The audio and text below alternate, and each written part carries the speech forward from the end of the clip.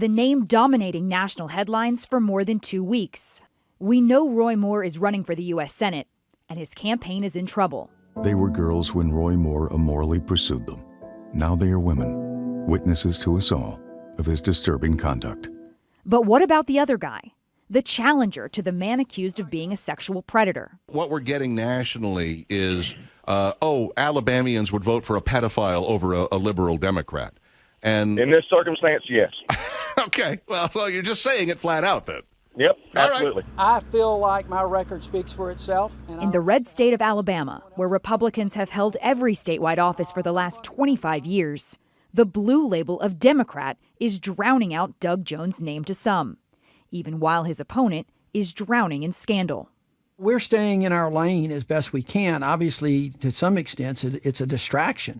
Born and raised in Alabama, the 63-year-old first-time candidate is a longtime attorney, a federal prosecutor who's best known for successfully putting domestic terrorist Eric Rudolph and Ku Klux Klan members who bombed a Birmingham church in 1963 behind bars. I'll work across party lines to create jobs and get wages up. In the state that elected President Trump by 28 points, victory for Jones requires him swaying some Republicans on the issues. So he's trying to appeal to more conservative voters, focusing on what he calls kitchen table issues, jobs, the economy, health care. He says he would vote to raise the federal minimum wage, and he supports the Affordable Care Act. But for many in Alabama, it comes down to one issue. Jones is pro-choice, believing it's an intensely personal choice, and supporting the state's current abortion laws. I wouldn't vote for the baby killer for hell or high water. I don't believe in murdering children. Strong rhetoric like that can be heard on the conservative talk airwaves, but in print, a different statement. The editorial boards of the state's top newspapers writing, "Stand for decency, reject Roy Moore." This front page, above the fold editorial denouncing Moore and endorsing Jones. I believe in the Second Amendment.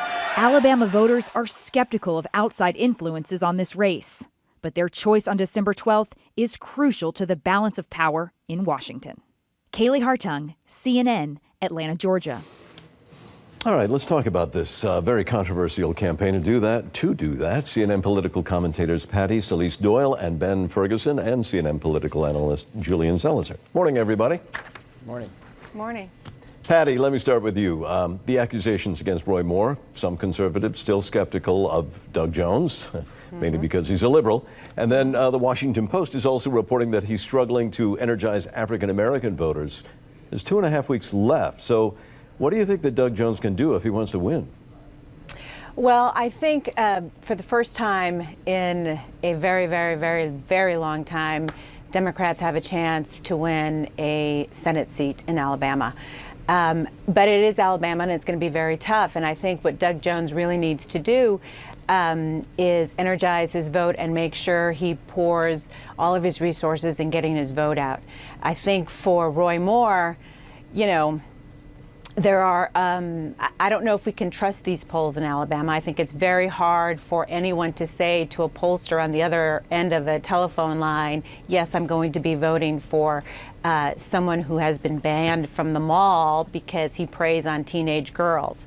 So I think the most that we can hope for is that the people who just cannot stomach that in Alabama will stay home. And if those people stay home and Doug Jones energizes his base and the Democrats and African American voters, we may stand a chance to win that seat. Well, I'm with you on those polls because I've been spending a lot of time in Alabama covering all of this, so there is skepticism on those. Ben, Roy Moore just released a new ad. First, let's take a look at it, then we'll talk about it. Sure. 5 state campaigns, 40 years of honorable service. Roy Moore has been intensely scrutinized and not a hint of scandal. But 4 weeks before the election, false allegations, a scheme by liberal elites and the Republican establishment to protect their big government trough. But we know a vote for Roy Moore means conservative judges, tax cuts, and rebuilding the military. Roy Moore, right choice. This is such a classic ad, it almost seems cliche, but is it going to work, Ben? Well, I certainly think it's going to work with a lot of his base. I mean, here's the thing. If you pander too much, whether you're the opponent or Roy Moore, it's going to get you in trouble. And so I think what you're seeing Roy Moore do here is actually a smart political play. And this has nothing to do with what he's accused of. I'm just saying politically, you put out a campaign ad acting as if everything is okay, everything's normal, and reminding people how long they've been voting for you in Alabama. And there's a very good chance that this could pay off for him. I think this race is probably a lot tighter than the polls are showing there. I also think that there's, a lot of people think that Jones has pandered a little bit too much. He's tried to, go after voters that were never going to vote for him. His whole entire objective should be, let me make sure that every single Democrat in the state is going to come out and vote for me, and that should be enough to get me over the top. If he continues to go out there and try to, go for too many people that were never going to vote for him in the first place because of this controversy, I don't think he'll win this thing. And so for Moore, this is a pretty simple, smart play. Go back to your base, go back to the people that have been voting for you for 30, 40 years, and remind them of what you've done politically, and maybe they'll overlook, all of these other issues, which, again, it's Alabama. They don't have a history or record of voting in Democrats. You heard a lot of those callers on talk radio. I do my shows carried in Alabama and Birmingham. There's a lot of people that said, you know what? I'm not voting for that Democrat. I don't like Roy Moore and what he did, but I don't want a Democrat representing me for the next 6 years in Congress. And that seems to be what a lot of conservatives are saying there.